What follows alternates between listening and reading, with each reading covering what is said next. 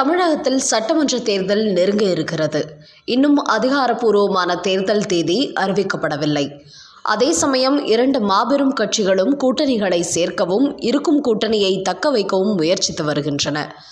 சீமான் வழக்கம் போல தனியாக நிற்கிறார். விஜய் இப்போது வரை எந்த கட்சியினரும் கூட்டணி சேராததால் இந்த தேர்தலை தனியாகத்தான் எதிர்கொள்வார் என்கிற நிலைதான் தற்போது வரை இருக்கிறது. இன்னொரு பக்கம் தேர்தல் தேதி அறிவிக்கப்படாவிட்டாலும் கூட வழக்கம் போல கட்சிகளுக்கு புதிய சின்னங்களை அறிவிப்பதிலும் ஏற்கனவே கொடுக்கப்பட்ட சின்னங்களை உறுதிப்படுத்துவதிலும் தேர்தல் கமிஷன் தனது வேலையை துவங்கிவிட்டது. அந்த வகையில் நடிகர் விஜயின் தாவேகா கட்சிக்கு விசில் சின்னம் ஒதுக்கீடு செய்யப்பட்டுள்ளதாக அதிகாரப்பூர்வ அறிவிப்பு வெளியாகியுள்ளது. இந்த சின்னம் கிடைத்தவுடன் தாவேகா தொண்டர்கள் அனைவரும் உற்சாகமாக கொண்டாடி வருகிறார்கள். காரணம், குழந்தைகள் முதல் பெரியவர்கள் வரை ஆண்கள் பெண்கள் என அனைவருக்குமே ரொம்பவுமே அறிமுகமான ஒரு பொருள்தான் விசில். அதனால் இந்த சின்னத்தை பட்டி தொட்டி எங்கும் எளிதாக கொண்டு போய்விடலாம் என்கிற எண்ணம் தொண்டர்களிடம் ஏற்பட்டுள்ளது. இதில் இன்னொரு ஆச்சரியமான விஷயம் என்னவென்றால், விஜய் தேர்தல் கமிஷனில் தனக்கு வேண்டிய சின்னங்களின் பட்டியலை கொடுத்தபோது அதில் முதலில் குறிப்பிடப்பட்டிருந்தது இந்த விசில் சின்னம்தான். ஒருவேளை விசில் சின்னம் கிடைக்கவில்லை என்றால் அதற்கு மாற்றாக வேறு சில சின்னங்களையும் விஜய் எழுதி கொடுத்திருந்தார். ஆனால் அவர் விரும்பிய முதல் சின்னமான விசில் சின்னத்தையே தேர்தல் கமிஷன் ஒதுக்கியுள்ளது பலரையும் ஆச்சரியப்பட வைத்துள்ளது. காரணம், இதற்கு முன்னதாக நாம் தமிழர் கட்சிக்கு கடந்த தேர்தலில் விவசாய சின்னத்தை கொடுக்காமல் வேறு ஒரு சின்னத்தை கொடுத்தார்கள். இத்தனைக்கும் கிட்டத்தட்ட 6 தேர்தல்களில் கரும்பு விவசாய சின்னத்தில்தான் சீமான் போட்டியிட்டு வந்தார். ஆனால் கடந்த முறை அந்த சின்னம் ஒதுக்கப்படாமல் கர்நாடகாவில் உள்ள ஒரு சாதாரண துக்கடா கட்சிக்கு அவர்கள் முதலில் கேட்டார்கள் என்று கரும்பு விவசாய சின்னத்தை கொடுத்து விட்டார்கள்.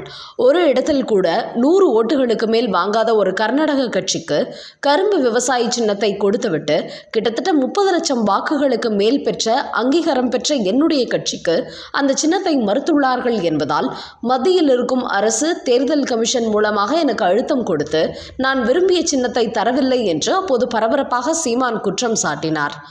இந்த நிலையில்தான் விஜய் கேட்டதும் அவருக்கு விசில் சின்னம் எப்படி கொடுக்கப்பட்டது என பலரும் தங்களது வியப்பை வெளிப்படுத்தி வருகிறார்கள். ஆனால் ஏற்கனவே விஜயின் ஜனநாயகன் படம் வெளியாக விடாமல் சென்சார் சான்றிதழ் சிக்கல் கடந்த சில நாட்களாகவே ஓடிக்கொண்டிருக்கிறது. சென்சார் போர்டை மேலிருந்து இயக்குவது மத்திய அரசுதான் என்பதால் விஜயின் படம் வெளிவர மறைமுகமாக தடையை விதிக்கிறது என்று இப்போது வரை குற்றம் சாட்டப்பட்டு வருகிறது. அதனால் மீண்டும் விஜய்க்கு அவர் விரும்பிய விசில் சின்னத்தை கொடுக்காமல் வேறு ஏதாவது சாதாரண சின்னத்தை மாற்றி கொடுத்தால் அது ஏற்கனவே தமிழகத்தில் பாஜக மீது விஜய் ரசிகர்களுக்கு இருக்கும் கோபத்தை அதிகரிக்கும் விதமாக எரிகிற தீயில் தேவையில்லாமல் எண்ணெயை ஊற்றியது போல ஆகிவிடும் என்பதால் அவர் கேட்டபடி விசில் சின்னத்தையே அவருக்கு ஒதுக்கிவிடுமாறு மேலிடத்திலிருந்து தேர்தல் கமிஷனுக்கு உத்தரவு பிறப்பிக்கப்பட்டு விட்டதாக பேசப்படுகிறது. அதே சமயம் மத்திய அரசு சென்சார் போர்டையும் ஆட்டி வைக்கவில்லை, தேர்தல் கமிஷனையும் ஆட்டி வைக்கவில்லை. தேர்தல் கமிஷன் தன்னிச்சையாக செயல்படுவதால் விஜய்க்கு அவர் கேட்ட விசில் சின்னத்தை எந்த மறுப்புமின்றி ஒதுக்கிவிட்டார்கள். அதே சமயம் சென்சார் போர்டில் பாஜக ஆதரவாளர் என்கிற பெயரில் வேறு கட்சியை சேர்ந்த ஒரு நபர் விஜயின் ஜனநாயகன் படம் வெளியாக விடாமல் தடுத்து வருகிறார். அது ஒருவேளை இங்குள்ள ஆளுங்கட்சியான திமுகவாக கூட இருக்கலாம் என்றும் சொல்லப்பட்டு வருகிறது. எது எப்படியோ தேர்தல் சின்ன ஒதுக்கீட்டில் மத்திய அரசின் அழுத்தம் விஜய்க்கு இல்லை என்பது இதிலிருந்து உறுதியாகியுள்ளது.